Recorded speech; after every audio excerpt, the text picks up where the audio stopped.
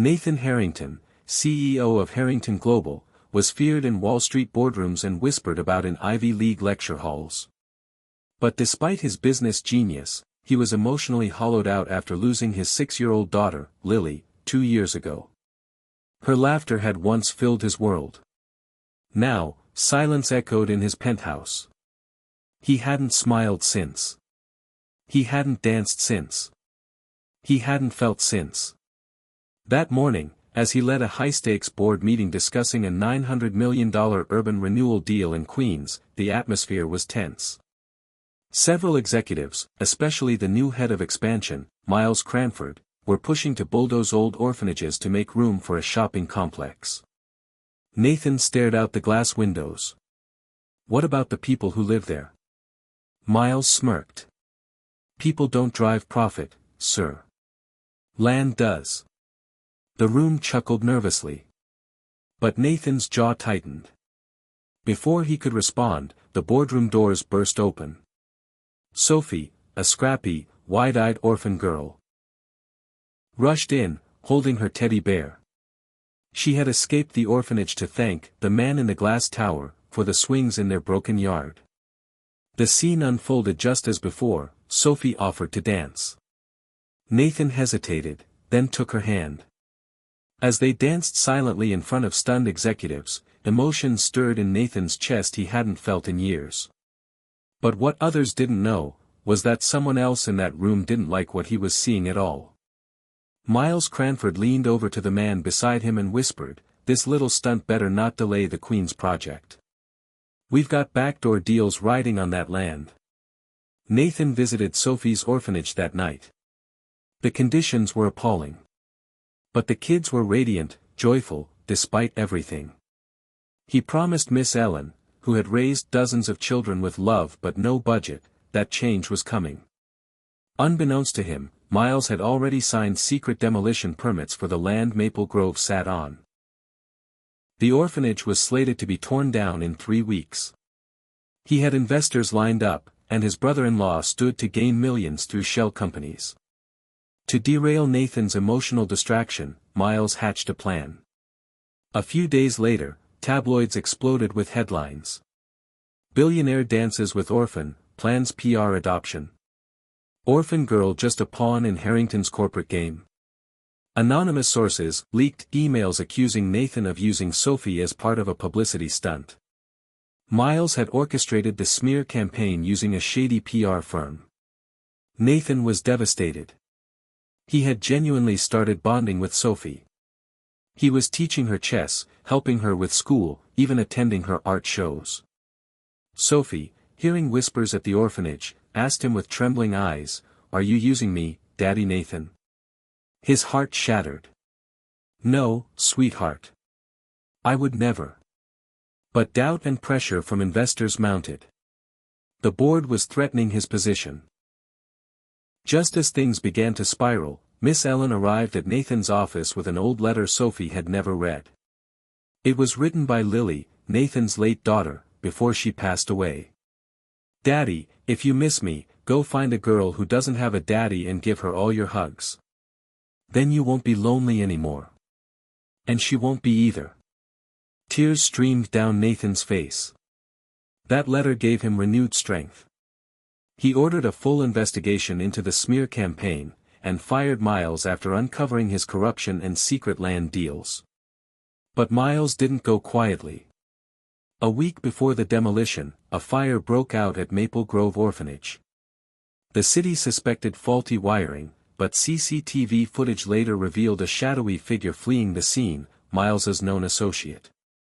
The fire engulfed the building fast. Children were trapped. But Sophie wasn't. She had snuck out earlier that day and was waiting for Nathan's visit nearby. When she saw smoke rising, she didn't hesitate. She ran inside to save her little friends. Nathan arrived just in time to see Sophie carry out a toddler wrapped in a blanket, coughing from the smoke. She collapsed in his arms. Firefighters rushed in. Everyone survived. But Sophie had risked her life, for others. The story hit national headlines. Orphan girl saves children from fire, CEO vows to rebuild their world. Nathan didn't just rebuild the orphanage. He bought 3 city blocks and created Lily's Village, a safe haven with homes, schools, clinics, and playgrounds for orphaned and foster children. He adopted Sophie. Officially. Fully. Publicly. At the grand opening of Lily's Village, a massive crowd gathered. Sophie, now healthier, stood on stage in a white dress. "Ladies and gentlemen," Nathan began, his voice breaking, "this little girl saved my soul. And today, she saved lives. She reminded me what legacy truly means." Sophie tugged his coat. "Daddy, can we dance?" Soft music played. They danced under fairy lights and stars, with the children of the new village clapping in joy. And everyone watching, was crying. Months later, in his private study, Nathan looked into the mirror and whispered to himself. "I was once a man with towers and nothing inside them. Now, I'm a father. I'm whole." A photo of Lily and Sophie together, one drawn, one real, stood on his desk. And he smiled. Power may build towers, but only love can build a home. One child's heart can spark a revolution of compassion, and reveal the wolves hiding in glass towers. When we open our hearts, even the coldest stories can find a warm ending. We often believe that to change the world, you need money, power, or a big name. But this story reminds us that real change begins with a pure heart. Nathan Harrington had everything: power, wealth, reputation. But the death of his daughter left him empty inside. He was alive, but he wasn't living. He spoke, but his words had no warmth. The world called him a CEO. But he felt like a shadow walking through glass towers. Then, one day, a little orphan girl named Sophie walked into his life, with no plan, no agenda, just to say, "Thank you." A simple dance in the middle of a tense board meeting sparked something in Nathan that had been asleep for years. Her innocence, her joy, her unfiltered love reminded him that humanity isn't written in profit margins, it's written in hearts. This story teaches us that the tallest towers mean nothing if there's nothing inside them. That family is not always made by blood, but by love, kindness, and sacrifice. That even a child with no home can be the strongest person in the room, the one who runs into a burning building to save others. And most of all, the most powerful bond is the one built from the heart.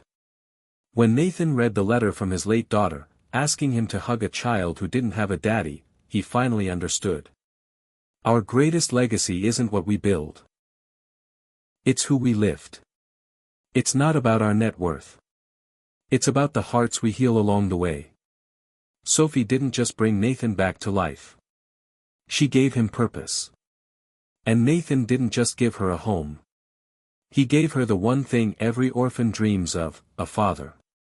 This story reminds us that if you have wealth, don't use it to buy silence or power, use it to give someone a voice, a chance, a future. Never underestimate the power of someone the world calls small, because sometimes, those are the very people who give our lives the biggest meaning. And if you're broken, lost, or numb, don't give up. Because sometimes, a new beginning comes. In the form of a child's smile.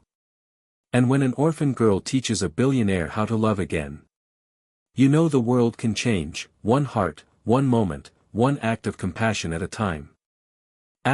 *Broken heart.